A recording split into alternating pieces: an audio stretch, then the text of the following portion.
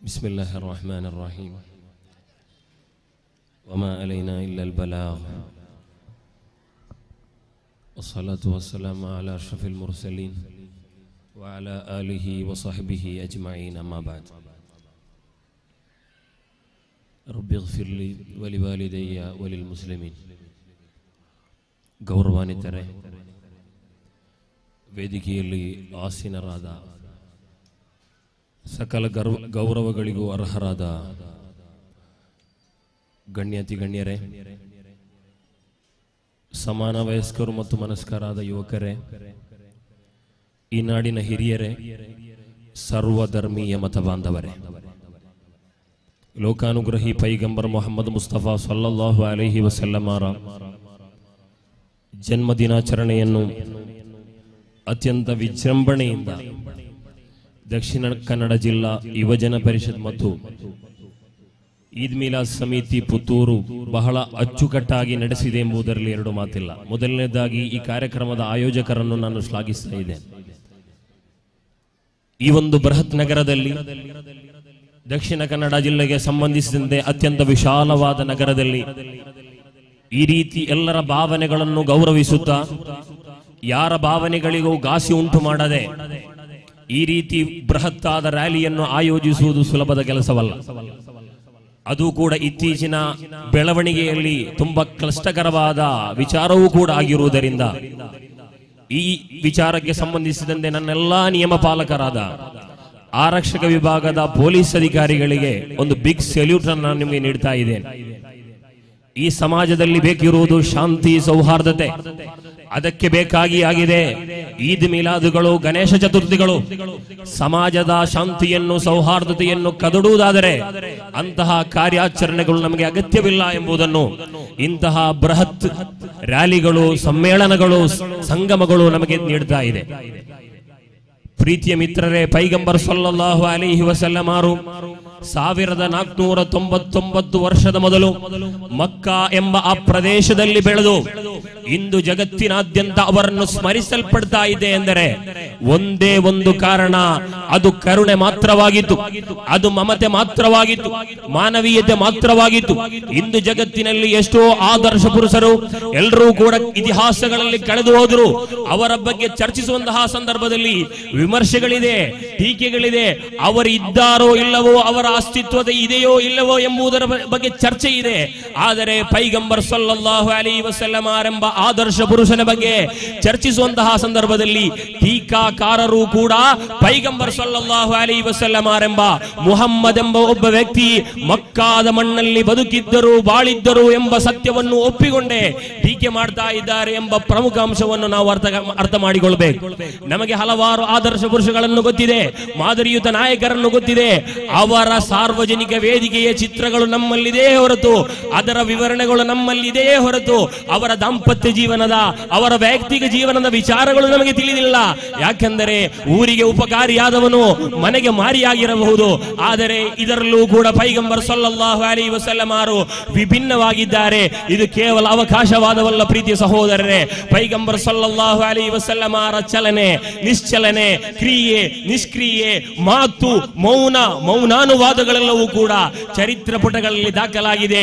ದಾಖಲಾದದ್ದು ಮಾತ್ರವಲ್ಲ, 1400 ವರ್ಷಗಳ ಹಿಂದೆ ಈಚೆಗೆ ತಲೆಮಾರುಗಳಿಂದ ತಲೆಮಾರು ಯಾವುದೇ ಒಂದು ತಪ್ಪು ಗ್ರಹಿಕೆಗಳು ಬರದ ರೀತಿಯಲ್ಲಿ, ಅನ್ಯ ಕಲಾಮುಗಳು, ಅನ್ಯ ಮಾತುಗಳು ಅದಕ್ಕೆ ಸೇರದಂತಹ ರೀತಿಯಲ್ಲಿ ಹದೀಸ್ ಶಾಸ್ತ್ರಗಳನ್ನು ಇಂದು ಕೂಡ ಜೋಪಾನವಾಗಿ ಇಟ್ಟಿದ್ದಾರೆಂದರೆ ಒಬ್ಬನ ಕಲಾಂ ಅಂತ್ಯ ದಿನದವರೆಗೂ ಇಲ್ಲಿ ನೆಲೆ ನಿಲ್ಲಬೇಕು ಎಂದು ಸಾವಿರಾರು, ಸಹಸ್ರಾರು, ಲಕ್ಷಾಂತರ ಮಂದಿಯ ಬಯೋಡಾಟಗಳನ್ನು ಅವರ ಜನನ ಎಲ್ಲಿ, ಅವರ ಮರಣ ಎಲ್ಲಿ ಎಂಬುದನ್ನು ಪೈಗಂಬರ್ ಸಲ್ಲಲ್ಲಾಹು ಅಲೈಹಿ ವಸಲ್ಲಮರ ಹದೀಸ್ ಅದು ಸರಿಯೇ ಇದೆ, ಅವರು ಸರಿಯಾಗಿ ಹೇಳಿದ್ದಾರೆ ಎಂಬುದನ್ನು ಚರ್ಚಿಸಲೋಸ್ಕರ ಇಲ್ಲಿ ದಶಲಕ್ಷ ಬರುವಂತಹ ಜನರ ಬಯೋಡಾಟಗಳನ್ನು ಇಲ್ಲಿ ಉಲ್ಲೇಖಿಸಲ್ಪಟ್ಟಿದೆ. ಆದರೆ ಅದು ಈ ಜಗತ್ತಿನಲ್ಲಿರುವುದು ಪೈಗಂಬರ್ ಸಲ್ಲಲ್ಲಾಹು ಅಲೈಹಿ ವಸಲ್ಲಂ ಅವರಿಗೆ ಮಾತ್ರ.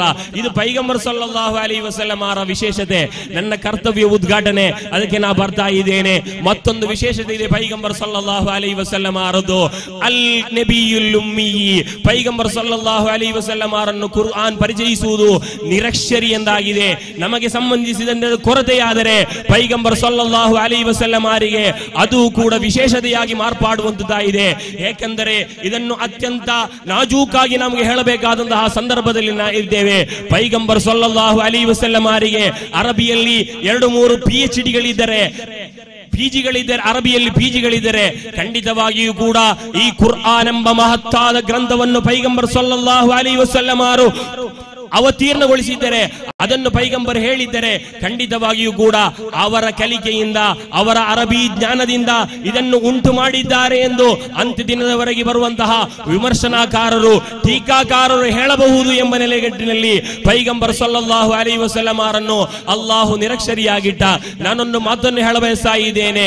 ಕೇರಳದ ಕವಿಯಾದಂತಹ ಕಲ್ಪಟ್ಟ ನಾರಾಯಣರು ಮಾತು ಹೇಳ್ತಾರೆ, ಅದನ್ನು ಕನ್ನಡದಲ್ಲಿ ನಾ ಹೇಳ್ತೇನೆ. ಓ ಪ್ರವಾದಿವರಿಯರೇ, ತಾವು ನಿರಕ್ಷರಿಯಾಗಿರಲೂಬಹುದು, ತಾವು ನಿರಕ್ಷರಿ ಆಗಿರಲೂಬಹುದು, ಆದರೆ ತಾವು ಹೇಳಿದ್ದು ಈ ಹಿಂದೆ ಯಾರೂ ಬರೆಯದ್ದನ್ನು, ತಾವು ಹೇಳಿದ್ದು ಈ ಹಿಂದೆ ಯಾರೂ ಬರೆಯದ್ದನ್ನು ಇಂತಹ ನಿರಕ್ಷರಿಯಾದಂತಹ ಪೈಗಂಬರ್ ಸಲ್ಲಲ್ಲಾಹು ಅಲೈಹಿ ವಸಲ್ಲಂ ಅವರು 1400 ವರ್ಷಗಳಿಂದ ಈಚೆ ಬರುವಂತಹ ಕೋಟ್ಯಾಂತರ ಜನ ಸಮುದಾಯವನ್ನು, ಕೋಟ್ಯಾಂತರ ಅನುಯಾಯಿಗಳನ್ನು ಇಂದು ಕೂಡ ನಿಯಂತ್ರಿಸ್ತಾ ಇದ್ದಾರೆ.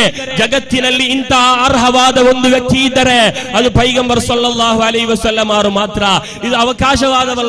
ಒಬ್ಬ ಮುಸಲ್ಮಾನನ ಜನನ, ಒಬ್ಬ ಮುಸಲ್ಮಾನನ ಮರಣ, ಅವನ ನಿದ್ದೆ, ಅವನ ಚಲನೆ, ಅವನ ಡ್ರೈವಿಂಗ್ ಎಲ್ಲವೂ ಕೂಡ ಪೈಗಂಬರ್ ಸಲ್ಲಲ್ಲಾಹು ಅಲೈಹಿ ವಸಲ್ಲಂ ಅವರ ಆದೇಶದ ಮೇರೆಗೆ, ಹೆಚ್ಚಾಗಿ ಹೇಳಲೆ ಅವನ ಸೆಕ್ಸುವಲ್ ರಿಲೇಷನ್ ಕೂಡ ಪೈಗಂಬರ್ ಸಲ್ಲಲ್ಲಾಹು ಅಲೈಹಿ ವಸಲ್ಲಂ ಅವರು ಕಲಿಸಿದಂತಹ ಮಾರ್ಗದಲ್ಲಿದೆ.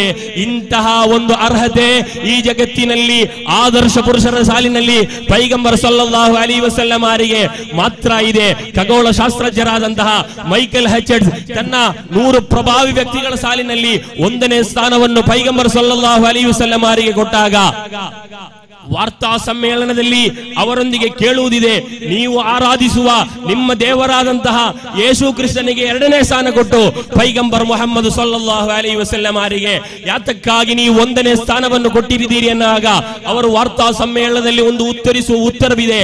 ದಾರ್ಶನಿಕವಾಗಿಯೂ, ಸೈದ್ಧಾಂತಿಕವಾಗಿಯೂ, ಸಾಮಾಜಿಕವಾಗಿಯೂ, ರಾಜಕೀಯವಾಗಿಯೂ ಜಗತ್ತಿನ ಜನರ ಮುಂದೆ ಇಷ್ಟೊಂದು ಪ್ರಭಾವಿ ಸ್ಥಾನವನ್ನು ಹಿಡಿದಿಟ್ಟಂತಹ ಒಬ್ಬ ನಾಯಕರು ನನಗೆ ಪರಿಚಯವಿದ್ದರೆ ಅದು ಪೈಗಂಬರ್ ಸಲ್ಲಲ್ಲಾಹು ಅಲೈಹಿ ವಸಲ್ಲಂ ಅವರು. ನಾನು ಕ್ರಿಶ್ಚಿಯನ್ ಆಗಿರಬಹುದು, ಆದರೆ ಈ ವಿಚಾರವನ್ನು ನನಗೆ ಒಪ್ಪಲೇಬೇಕು ಎಂದು ಮೈಕೆಲ್ ಹಚರ್ಡ್ ಹೇಳಿದ್ದರೆ ಇಂದು ಕೂಡ ಚರಿತ್ರೆ ಪುಟಗಳಲ್ಲಿ ದಾಖಲಾಗಿಲ್ಲವೇ ಪ್ರೀತಿಯ ಸಹೋದರರೇ? ಇನ್ನೂ ಕೂಡ ಪೈಗಂಬರ್ ಸಲ್ಲಲ್ಲಾಹು ಅಲೈಹಿ ವಸಲ್ಲಂ ಅವರ ವಿಚಾರಗಳು ನಮಗೆ ಹೇಳಲಿಕ್ಕಿದೆ.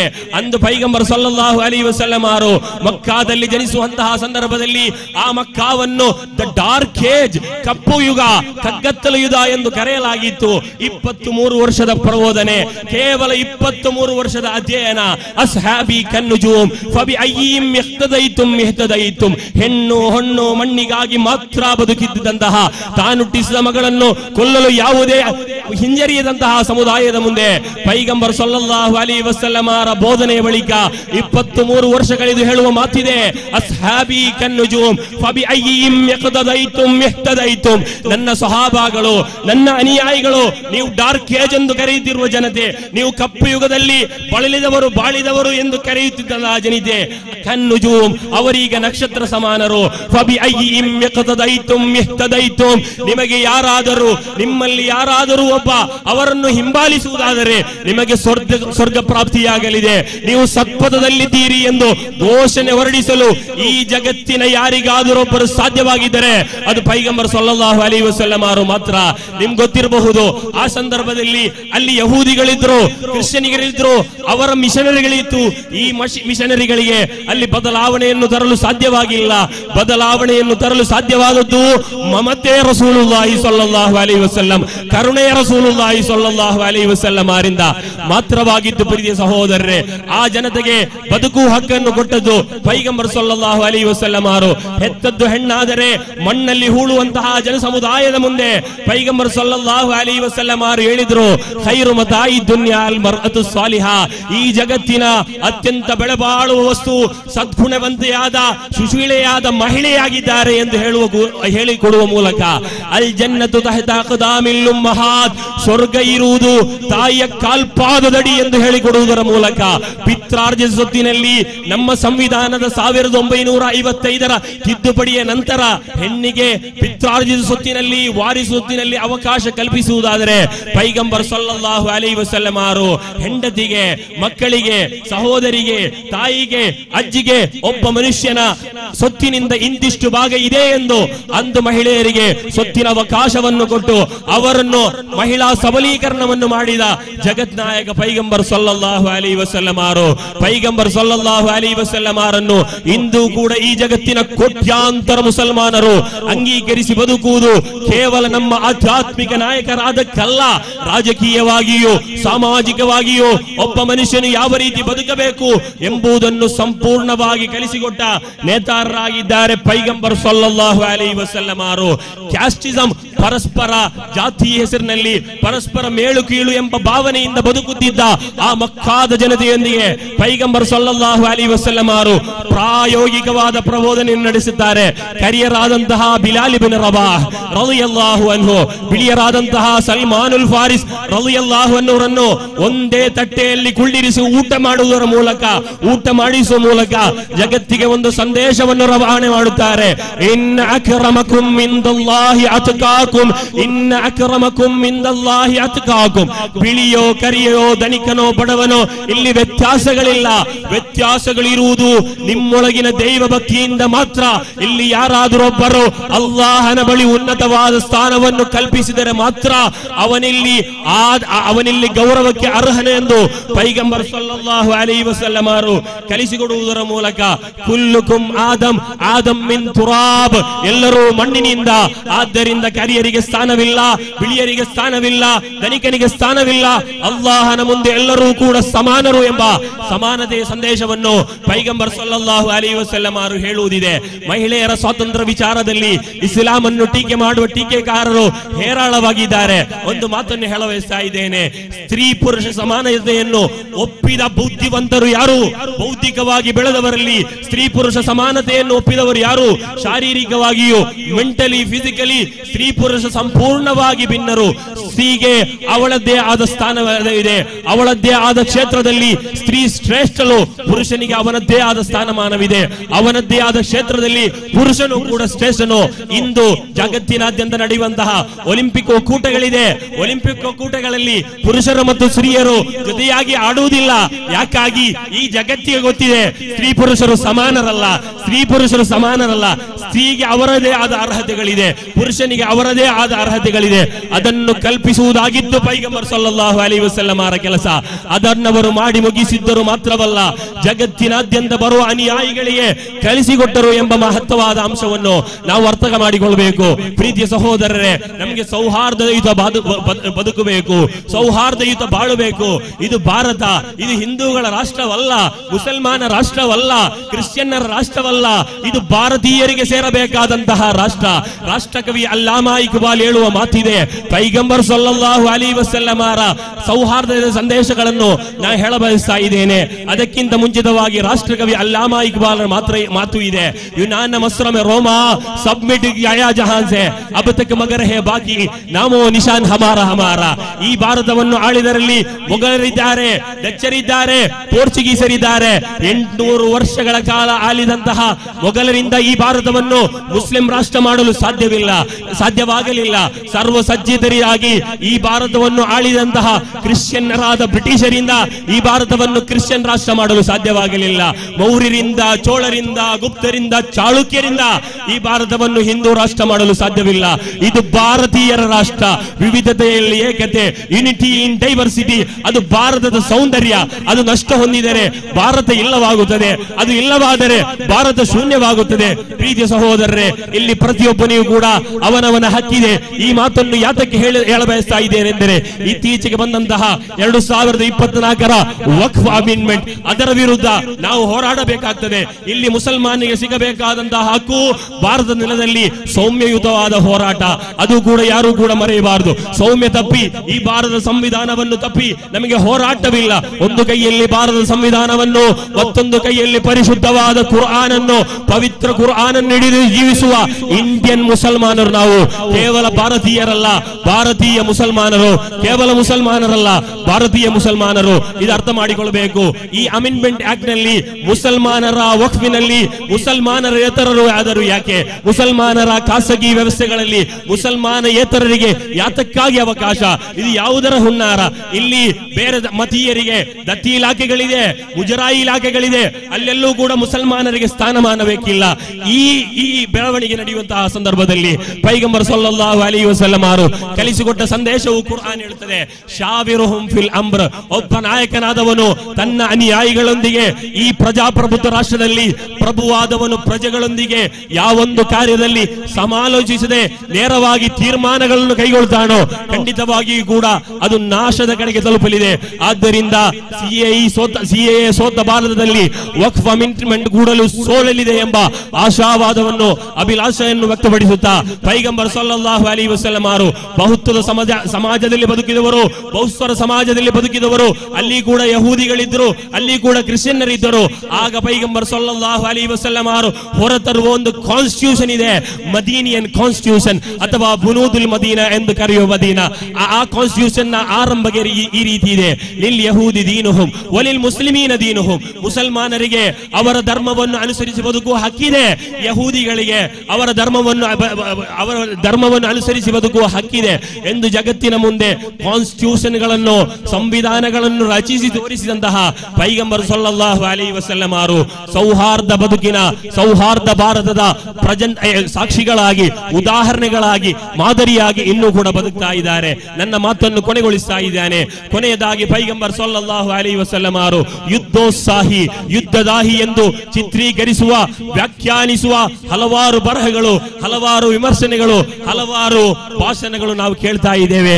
ಪ್ರೀತಿಯ ಸಹೋದರರೇ, ಈ ಜಗತ್ತಿನಲ್ಲಿ ಯುದ್ಧ ಆರಂಭವಾದದ್ದು ಪೈಗಂಬರ್ ಸಲ್ಲಲ್ಲಾಹು ಅಲೈಹಿ ವಸಲ್ಲಂ ಅವರಿಂದಲ್ಲ.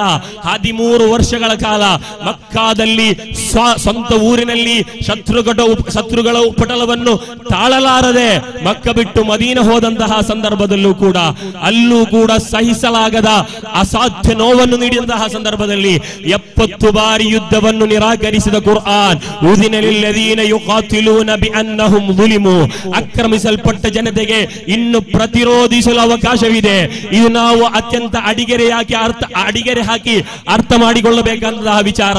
ಇಸ್ಲಾಮಿನಲ್ಲಿ ಪ್ರತಿಕಾರವಿಲ್ಲ, ಇಸ್ಲಾಮಿನಲ್ಲಿ ಪ್ರತಿರೋಧ ಮಾತ್ರ. ಪೈಗಂಬರ್ ಸಲ್ಲಲ್ಲಾಹು ಅಲೈಹಿ ವಸಲ್ಲಂ ಅವರು ಪ್ರತಿರೋಧವನ್ನು ಗಳಿಸಿದ್ರು. ಅಂದು ಪೈಗಂಬರ್ ಸಲ್ಲಲ್ಲಾಹು ಅಲೈಹಿ ವಸಲ್ಲಂ ಅವರು ಬದರಿಗೆ ಹೋಗುವಂತಹ ಸಂದರ್ಭದಲ್ಲಿ ಶಸ್ತ್ರಾಸ್ತ್ರಗಳಿರಲಿಲ್ಲ. ಎದುರು ಬಂದಂತಹ ಅಬೂ ಜಹಲ್ ಮತ್ತು ಸೇನೆಯ ಜೊತೆ ಶಸ್ತ್ರಗಳಿತ್ತು, 1000ದಷ್ಟು ಬರುವಂತಹ ಜನರಿದ್ರು. ಇವರಿಗೆ ಯುದ್ಧವನ್ನು ಕಲಿಸಿದ್ದು ಯಾರು? ಇವರಿಗೆ ಯುದ್ಧವನ್ನು ಕಲಿಸಿದ್ದು ಯಾರು? ಇಸ್ಲಾಂ ಮತ್ತು ಅವರಿಗೆ ಯಾವುದೇ ರೀತಿಯ ಸಂಬಂಧವಿಲ್ಲ. ಪ್ರೀತಿಯ ಸಹೋದರರೇ, ಈ ಜಗತ್ತಿನಲ್ಲಿ ಎಲ್ಲವೂ ಕೂಡ ಎಲ್ಲಾ ಕಡೆ, ಎಲ್ಲಾ ಸಮಾಜದಲ್ಲೂ, ಎಲ್ಲಾ ಸಮುದಾಯದಲ್ಲೂ ಯುದ್ಧಗಳು ನಡೆದಿದೆ. ವಾರ್ ಬಿಫೋರ್ ಸಿವಿಲೈಸೇಷನ್ ಎಂಬ ಪುಸ್ತಕವಿದೆ, ನಿಮ್ಗೆ ಗೂಗಲ್ ಮಾಡಬಹುದು. ಆ ಪುಸ್ತಕದಲ್ಲಿ ಹೇಳಲಾಗ್ತಾ ಇದೆ, ಈ ಜಗತ್ತಿನ 95% ಸಮುದಾಯಗಳು ಕೂಡ ಯುದ್ಧ ಮುಕ್ತವಾಗಿರಲಿಲ್ಲ. ಎಲ್ಲಾ ಸಮಾಜದಲ್ಲೂ ಯುದ್ಧಗಳು ನಡೆದಿದೆ. ನಮ್ಗೆ ಗೊತ್ತಿದೆ ಜಾಗತಿಕ ಮಹಾಯುದ್ಧಗಳು. 2ನೇ ಜಾಗತಿಕ ಮಹಾಯುದ್ಧದಲ್ಲಿ ರಷ್ಯಾ ಒಕ್ಕೂಟದಿಂದ ಸತ್ತವರ ಸಂಖ್ಯೆ 6 ಕೋಟಿ, ಅಮೆರಿಕ ಒಕ್ಕೂಟದಿಂದ ಸತ್ತವರ ಸಂಖ್ಯೆ 5 ಕೋಟಿ. ಲಕ್ಷಾಂತರ ಜನರು ನಾಪತ್ತೆ ಅಂದರೆ ಸ್ವಲ್ಪ ದಿನದ ಬಳಿಕ ಅವರು ಪತ್ತೆಯಾದರೂ ಒಂದಲ್ಲ, ಅವರು ಇನ್ನೂ ಕೂಡ ಪತ್ತೆಯಾಗಿಲ್ಲ. ಇಷ್ಟು ಕೋಟಿ ಜನರನ್ನು ಕೊಂದಂತಹ ಯುದ್ಧಗಳು ನಮ್ಮ ಬಳಿ ಇದ್ದರೂ ಕೂಡ ಪೈಗಂಬರ್ ಸಲ್ಲಲ್ಲಾಹು ಅಲೈಹಿ ವಸಲ್ಲಂ ಅವರ ಯುದ್ಧಗಳು ಯಾತಕ್ಕಾಗಿ ಚರ್ಚಿಸಲ್ಪಡ್ತಾ ಇದೆ? ಪೈಗಂಬರ್ ಸಲ್ಲಲ್ಲಾಹು ಅಲೈಹಿ ವಸಲ್ಲಂ ಅವರು ಯುದ್ಧ ಮಾಡಿದ್ದಾರೆ. ಮಾತ್ರವಲ್ಲ ಪ್ರೀತಿಯ ಸಹೋದರರೇ, ನಿಮಗೆ ಕಮ್ಯುನಿಸಂ ಗೊತ್ತಿದೆ. The black book of communism ನಲ್ಲಿ ಲೇಖಕರು ಹೇಳುವ ಮಾತಿದೆ, ನಾನು ಈ ಪುಸ್ತಕವನ್ನು ಪೂರ್ತಿಗೊಳಿಸುವುದು 1997ರಲ್ಲಿ.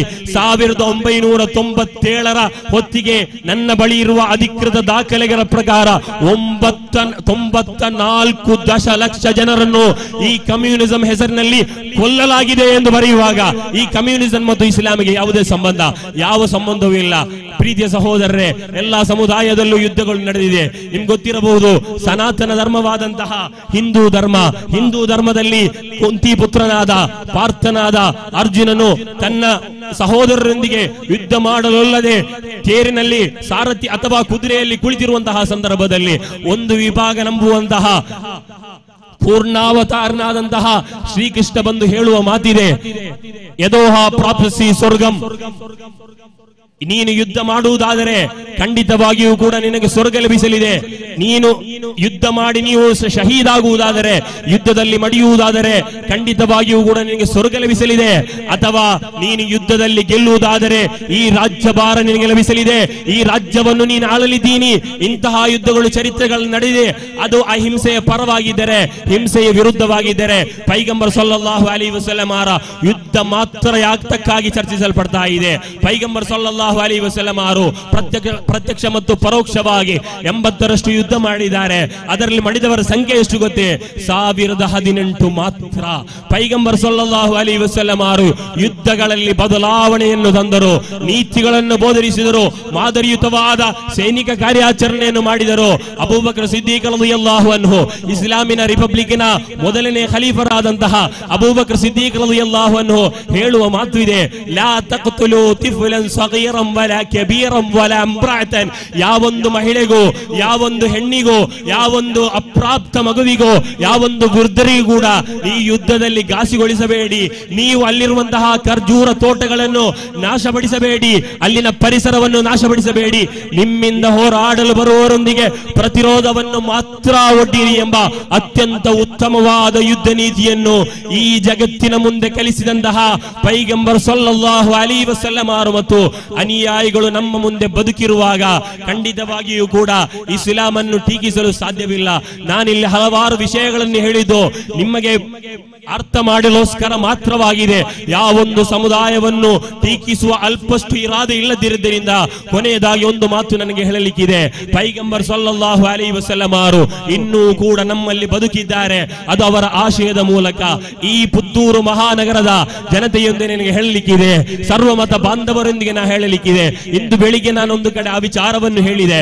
ಇಸ್ಲಾಮನ್ನು ಕಲಿಯಬೇಕಾದದ್ದು ಮಂಡ್ಯದಿಂದ ಅಲ್ಲ, ಇಸ್ಲಾಮನ್ನು ಕಲಿಯಬೇಕಾದದ್ದು ಡಿಜೆ ಹಳ್ಳಿ ಕೆಜೆ ಹಳ್ಳಿಯಿಂದ ಅಲ್ಲ, ಇಸ್ಲಾಮನ್ನು ಕಲಿಯಬೇಕಾದದ್ದು ಶಿವಮೊಗ್ಗದಿಂದ ಅಲ್ಲ, ಇಸ್ಲಾಮನ್ನು ಕಲಿಯಬೇಕಾದದ್ದು ಲಷ್ಕರೆ ತೊಯ್ಬಾದಿಂದಲೋ ಜೈಷೆ ಮುಹಮ್ಮದರಿಂದಲೋ ಅಲ್ಲ, ಇಸ್ಲಾಮನ್ನು ಕಲಿಯಬೇಕಾದದ್ದು ಮದೀನಾದಿಂದ, ಇಸ್ಲಾಮನ್ನು ಕಲಿಯಬೇಕಾದದ್ದು ಪೈಗಂಬರ್ ಸಲ್ಲಲ್ಲಾಹು ಅಲೈಹಿ ವಸಲ್ಲಂ ಅವರಿಂದ, ಇಸ್ಲಾಮನ್ನು ಕಲಿಯಬೇಕಾದದ್ದು ಪೈಗಂಬರ್ ಸಲ್ಲಲ್ಲಾಹು ಅಲೈಹಿ ವಸಲ್ಲಂ ಅವರ ಆಚಾರಗಳನ್ನು, ವಿಚಾರಗಳನ್ನು, ದರ್ಶನಗಳನ್ನು ಪಾಲಿಸಿ ಬದುಕುತ್ತಿರುವ ನಿಮ್ಮೂರಿನ ಸೌಮ್ಯ ಸ್ವಭಾವಿಗಳಾದ ಮುಸಲ್ಮಾನರಿಂದ ಹೊರತು ಇಸ್ಲಾಮನ್ನು ಮೀಡಿಯಾಗಳ ಮೂಲಕ ನಿಮಗೆ ತಿಳಿಯಲು ಸಾಧ್ಯವಿಲ್ಲ ಎಂಬ ಮಾತನ್ನು ಹೇಳುತ್ತಾ ಅವಕಾಶಕ್ಕಾಗಿ ಅನಂತ ಧನ್ಯವಾದಗಳನ್ನು, ಕೃತಜ್ಞತೆಗಳನ್ನು ಸಲ್ಲಿಸುತ್ತಾ ಬಿಸ್ಮಿಲ್ಲಾಹಿರ್ ರಹ್ಮಾನಿರ್ ರಹೀಂ ವ ಇನ್ನಕ ಲಅಲಾ ಖುಲುಕಿನ್ ಅಜೀಮ್ ಎಂಬ ಕುರ್ಆನಿನ ಅತ್ಯಂತ ಪ್ರಮುಖ ಸೂಕ್ತವನ್ನು ಹೇಳಿ ಈ ಕಾರ್ಯಕ್ರಮವನ್ನು ಉದ್ಘಾಟಿಸುವುದಾಗಿ ತಿಳಿಸುತ್ತಾ ನನ್ನ ಮಾತಿಗೆ ತಾತ್ಕಾಲಿಕ ವಿರಾಮ. ಅಸ್ಸಲಾಮು ಅಲೈಕುಂ ವರಹಮತುಲ್ಲಾಹ್.